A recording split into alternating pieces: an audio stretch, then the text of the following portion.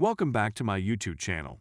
Make sure to like and subscribe to the channel for more interesting stories like these. Now, let's get into today's story video. I caught my ex-wife with my childhood friend. This is going to be a very long article.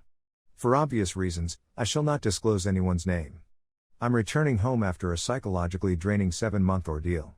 I wish I could tell you what I did, but I can't.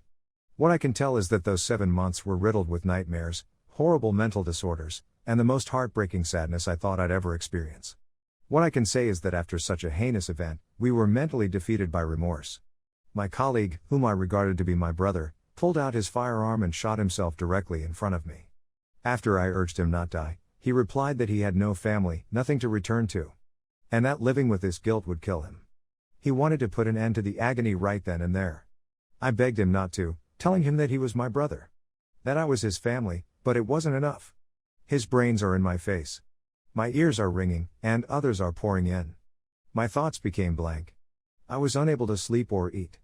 My kids called me on Skype, and I let it ring while looking at the screen but thinking about my brother. I spent a lot of time talking to a professional. I was told to go home. Before I begin, I was taught that military women are the most dangerous snakes. They take you for granted and never let you take your gaze away from them. So I simply followed their advice and set out to prove everyone incorrect. I didn't mention when I'd arrive, but I had big vacation plans to compensate. I was warned not to tell her when I'd be returning home. I've been married to my wife for 5 years. 4 are coupled, 1 is married. A pair of twins, 2 girls, both under the age of 2 at the time I'm driven home. I see my vehicle, my lovely house, but what matters most is embracing my family after 7 months apart. When I walk in, there is no one there. There was no one in the pool when I checked. As I approach my room, I hear groaning. As I get closer, I see that my door is closed. That's my wife whining. The door is locked, but I have a door that scans mine or my wife's fingerprints. When I opened the door, I saw my wife bent over, and the other gentleman was none other than my closest buddy, the wedding's best man. I grew up with this person. I met him when I was 6, and he was 5. Since the 1st grade. This was my younger brother. My thoughts became blank. The following is what I heard: "You're gonna kill him. Stop." My wife pushed against my back, hanging onto me, weeping and terrified. All I felt was a rush of adrenaline. My heart was racing like I just ran a marathon, and my hands were shaking. I didn't realize where I was until I glanced down. What I saw was a nude lady cringing and apologizing to me, and a naked male oozing blood profusely. I start weeping since I almost murdered my sibling. I didn't intend to harm him. When I inquired whether I had injured her, she answered no. I begin to out on her. Do you have any idea what I had to go through? All of those people. All this battle. And for what reason? To return home and see you with him. Nightmares, depression, hate, and paranoia for 7 months. I'm wrecking stuff while yelling at her. I punched the wall and drilled roughly 15 holes for my bed, frames, dresser, television, and door. I flipped over the bed. I pretty much wrecked the room. Neighbors phoned the police. Cops discovered me sitting in a corner, blanked out. Both were picked up by EMTs and sent to the hospital. They sewed my hands. As for him, he had a fractured nose, broken arm, dislocated shoulder, and other injuries. I was deafeningly there was no rage, despair, remorse, or anything else. My wife was on her knees, pleading for pardon. I was thinking of my brother when I looked at her. I can't believe I couldn't rescue him from himself. What kind of failure am I? My karma was to return home to this lady. My children's footsteps were immediately audible to me. "Daddy!" They yelled as soon as they spotted me. They get onto the bed and begin to cuddle me.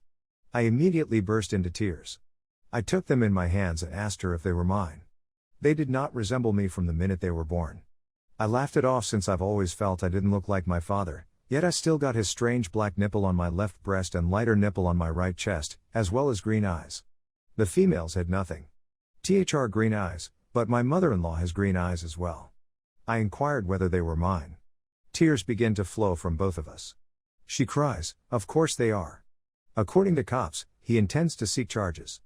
I'm similar to what about filing charges? Well, I'll tell you what, it's all his and her fault. The officers were completely unaware. I informed them about my background and job. I informed them that I had been gone for nearly 8 months. Let us refer to the backstabber as. I told them that I'd known since 1st grade and that he'd been my best man at my wedding. This is why I don't trust any lady, the police agreed. My wife sobbed as she walked out of the room, looking down.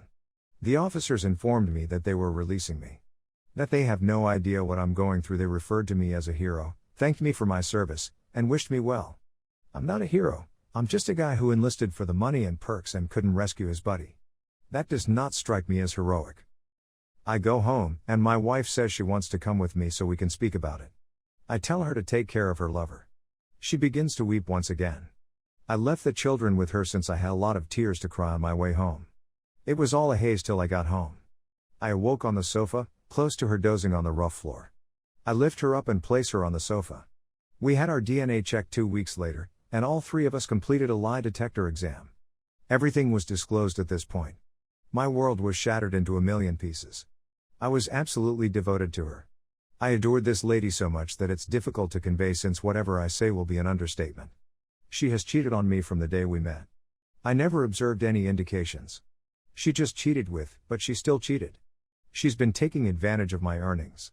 I have a piece of paper that said I'm not the father of my 2 small planets. That father was a jerk. Not only that, but she's pregnant once again. He was enraged by what I had done to him and spilled the beans. His words had "Activate your eyes.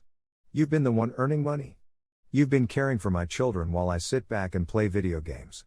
She's been unfaithful from the beginning. Remember when we went to see The Incredible Hulk at the movies? That was in 2008, do you recall how irritated and upset she was with you for no apparent reason? You weren't touching her, much alone talking to her or gazing at her, weren't you? That was all a ruse to get her home. She had no intention of returning home. Instead, she arrived to my residence. Remember all the presents she gave you and tricked you into thinking they were purchased out of love? Okay, it was to let your defenses down and make it easier for her to cheat. You are not my brother, you are the caretaker for my children and my source of income. You purchased me a vehicle, a house, helped me pay for my college education, and have been caring for my children. Guess what, you're going to keep doing the same thing. You were gone for a moment, but I went to your home to be with her. Wife yelled at him, "Shut the F up." I was completely deafeningly deafened as my shattered world was unveiled. She asked whether she was in love with both of them, and she responded yes, she is speaking the truth, according to the lie detector. That simply made matters worse. Wife was grabbing me and shouting up and down that it was a lie, relating to what said to me. I burst out weeping and told her you and the girls were the nicest thing to happen to me. I took care of everything for us. I purchased us a house, and we did so much other. We studied together, worked together, graduated together, and even started a family together. Seeing your grin was my daily aim because I love your laugh, enjoy embracing you, and simply waking up next to you was a pleasure I can't express. And now I've got a piece of paper saying those females were never mine? Another piece of paper informing me I was nothing more than a toy. She had a blank expression on her face, with nothing but tears streaming down her cheeks like a torrent. For the record, you never had a family with her. I did.